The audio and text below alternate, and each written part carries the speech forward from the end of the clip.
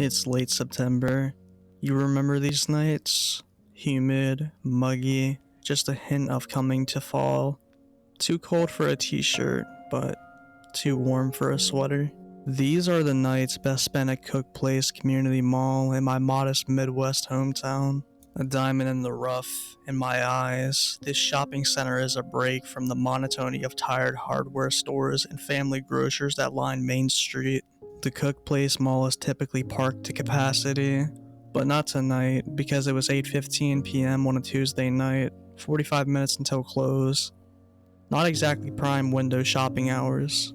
Despite that, my three friends and I were still going strong. We ended the night in a dusty arcade located in the basement of the shopping mall. It was down a short flight of stairs, between a Dairy Queen and a Sbarro in the food court.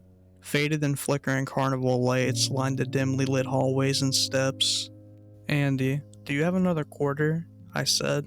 Philip, my youngest friend, questioned as the words "game over" splattered across the screen. Philip was 12 years old, and a bit underdeveloped for his age. Andrew, his older brother, my best friend, and my biology partner scowled as he rummaged through his pockets in vain. "Maybe if you were a bit better at the game, I'd have more quarters for you to play on," Andy said. It was 8:16 p.m., and it seemed our time at the arcade may be coming to a close. I had a few loose quarters in my left pocket, but that was going to stay my secret. I was hoping to spend it on a Coke tomorrow before class started. Clay, a guy Andy and I had just met in biology, had clearly been waiting for this moment. "Honestly, yeah guys, it's getting a bit late. I think I'm gonna bounce. I gotta study for our exam on cellular reproduction." The exam wasn't for a week yet, but I wasn't bothered. Clay had been acting a bit ambivalent since we got to the mall. It seemed he wasn't a huge fan of having Philip around. Cramped his style or whatever, I didn't care. Philip was pretty much like a brother to me, so he came first. Philip, having realized there would be a nary quarter for him, gave up aimlessly pressing buttons on the greasy machine. "I have to go to the bathroom." "Didn't you just go?" sighed Andy. "Yeah, but we had a large soda." "You had a large soda, kid. By the time I got a sip, it was all backwash." I chuckled as Andy and Philip started away from the arcade machines. Clay, while texted, followed lazily behind them. It was 8:24, and we had located the bathroom. The bathroom we were used to using in the mall on the way out of the front door was closed for renovations, so we had to find another one. An L-shaped hallway, lit with yellow humming fluorescent lights, ended in a corresponding bathroom on either side of the hall. It had custodial equipment blocking the woman's entrance. Philip rushed into the restroom. The mall closed at 9 p.m., so we were gonna need to get moving. Sure enough, as the thought crossed my mind, the rattly old mall intercom crackled to life with an adolescent male's voice spoke sharply. "Mall closing in 30 minutes. Mall closing in 30 minutes. I checked my watch. It was 8:26 p.m. Huh. Someone's in a hurry to get out of here tonight. I thought, that's retail. Clay spoke up. "I might just get going, you guys. I live pretty close to here. I'm just gonna walk instead of the bus. Good night." "Night, Clay," we said in unison. He turned his back and walked away, turning right to depart the mall. Annie and I looked at one another. "I don't know, kind of a wet blanket. He seemed really cool when I met him," Andy explained. "Nah, he was okay. Maybe just a little bit quiet. The texting was a bit annoying though." Our attention was drawn to the sound of the flush from the bathroom. Andy's face twisted into a mischievous grin. "Hey, we should give Philip a little fright when he comes out." Remembering how jumpy Philip tended to be, I felt a pang of guilt. It really wasn't very nice to spook him, and we did it often. Nevertheless, I stood on the other side of the door, opposite Andy, waiting for Philip to step between us, not expecting a thing. The door swung open. Philip stepped out into the hallway, focused on drying his hands on his pants. He stepped by none the wiser. Andy yelled, as we each grabbed the shoulder. Philip yelled as he twisted around and fell backwards. Philip fell into the wall. And then, Philip fell into the wall. That's the only way I know how to describe it. One moment he slipped off his feet and crashed into the wall. The next, everything but his legs had gone through the wall, as if there were a perfectly shaped hole in the concrete. Philip's legs spasmed in the air in the same looping, spastic pattern for but a few seconds, and then there was nothing left but solid concrete. What? Andy stuttered as he fell to his knees, his face a mixture of curiosity and confusion. As he shuffled towards the wall, his face turned to fear. I don't understand. I don't understand. Philip? He shouted his brother's name with a desperate waving cry. Philip! He slammed his hands onto the wall. Once, twice, not a third time. Andy's head now protruded from the wall, facing the ceiling, his head seized from side to side as he continued to scream for his brother. God, he sounded like he was yelling to a box fan. I stepped backwards as my best friend disappeared from sight, and I was left with his scream bouncing off the hallway walls, intensifying as it mixed with the hum of the fluorescent light. The howl of the fluorescent, my back pressed against the bathroom door, and I jumped. I screamed as my world exploded with static, defeating and blinding me. The noise was unbearable, and the grain obscured everything, and all at once, it stopped. I clutched my head in my hands, eyes squeezed shut. The static had dissipated, but replaced with the hum of the fluorescent lights. An all too familiar yellow glow through my eyelids. But there was something new, a smell that hadn't been there before. The musty, wet smell of carpet. Carpet that should have been changed decades ago. The smell reminded me of the dilapidated bowling alley down the road from the mall. I opened my eyes. Before me was the bathroom hallway, as expected, lit by the same light as before. The bathroom doors were gone.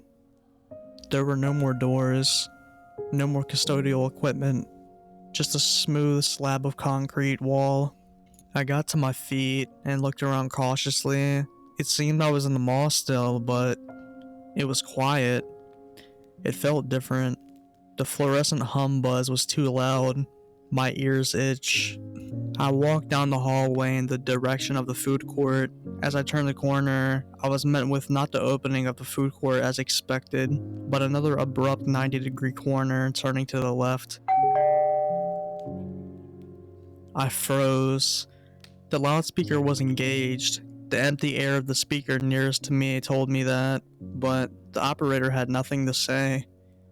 After a motionless moment, what felt like hours, the microphone snapped back into the console, cutting the empty noise.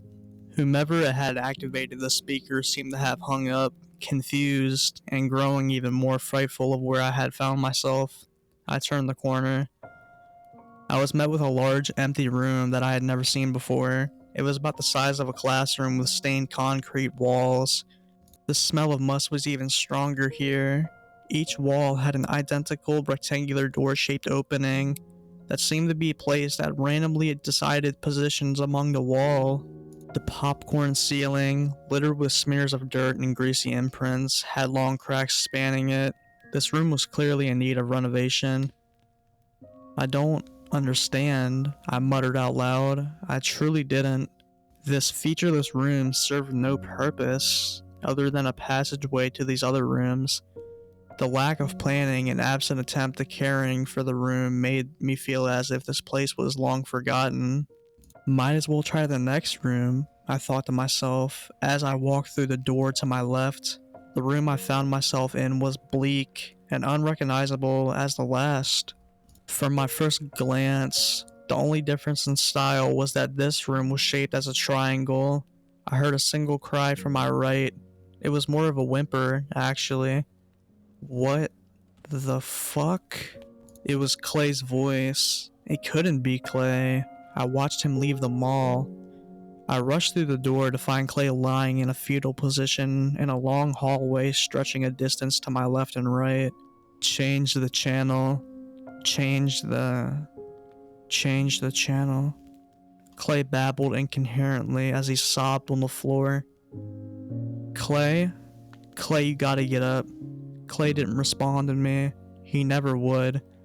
His eyes, wide and unblinking with fear, were glued to the floor. How can the fluorescent lights be so damn noisy? And then I saw it, and then I felt it.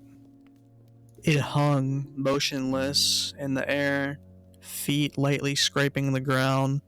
It had dry, cracked skin that was dressed loosely with torn, rough sponge shorts. It had the torso of a man, but it was on the wrong way. Its frail and beveled arms outstretched to the ceiling, not quite reaching, as if an act of surrender. It had a cocked head, as if confused, as it peered down the hallway at me. Dark beady eyes stared widely at me through the holes in the bloody duct tape wrapped around its head, and then it started floating towards us. Every time I blinked, stunned in absolute terror, it was not where I expected. A few feet forward, some inches to the left, never where it should be. And yet it was getting closer, ever closer. What I saw next will follow me forever. I turned to run, breaking the stillness, and I sprinted down the hallway. I don't know. I guess I just assumed Clay would follow me in the moment. I was wrong. A blood-curdling screech shook the hallway. I whipped around. It had reached Clay. He wasn't looking, but he was certainly screaming. It extended its long, spendy arms and cradled him, like a child, but it wouldn't look away from me. No, its eyes never left mine. In one quick, jerking motion, it was holding Clay by the top of his head, palming him like a basketball. I blinked, and it had grasped Clay's arm with its free hand with brute strength. It twisted Clay by the torso. Clay's screaming cut short with a fleshy crunch as he dropped to the floor in a twisted pile. His eyes had finally opened to look up at me one last time. And then I screamed. The louder I screamed, the louder the fluorescent hum became. Which was louder, I couldn't tell. I turned and ran to the first door I saw, blindly twisting and turning through the rooms that I followed. Why on earth does every room look the same? I turned a corner and ran face first into a dark mass. We both fell to the floor. Andy, how did you get down here? Where the hell are we? I don't know, Andy. Where's Philip? We have to get him right now and leave. We turned and rushed down the third hallway, perpendicular to the hallway Annie and I had met in. We ran until we felt we could run no more, and then we fell into one final doorway. We landed in a mass on the damp floor, and then quickly scuttled back to the wall. The hum of the lights was all we could hear, louder and louder. And then they all went out. Silence. We found ourselves in total darkness and total silence as we clutched each other. No, wait. Not total silence. The sound of the static, as if emitting from a television, slowly coming towards us. Only when the light coming from the source of the noise started to slowly illuminate the room did I realize this room only had one door. It floated around the door frame, feet dragging on the floor as it cast its bloody eyes upon us. Andy and I, mute with fear, stood against the wall. Andy moved himself in front of me. It floated towards us. Andy raised his arms. It reached out for us. Leave us alone. We all became statues. We locked eyes with it as we listened to the intercom crackle to life. Shallow, rapid breathing came through the speaker. Andy? It was Philip. With a guttural scream, Andy lunged towards it. I fell backwards into the wall and landed inside of a trash can. What? I was inside a trash can, filled with the refuse from a full day of food court disposal. Kid? What are you doing in there?